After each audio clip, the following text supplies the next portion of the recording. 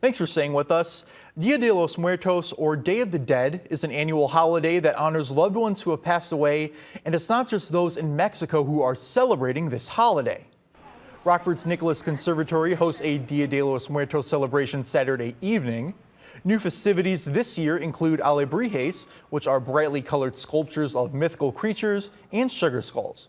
This started 6 years ago with Jefferson High School students and teachers and has gone on 6 straight years without a break from COVID. This is part of the Conservatory's Nicholas at Night series of family-friendly events.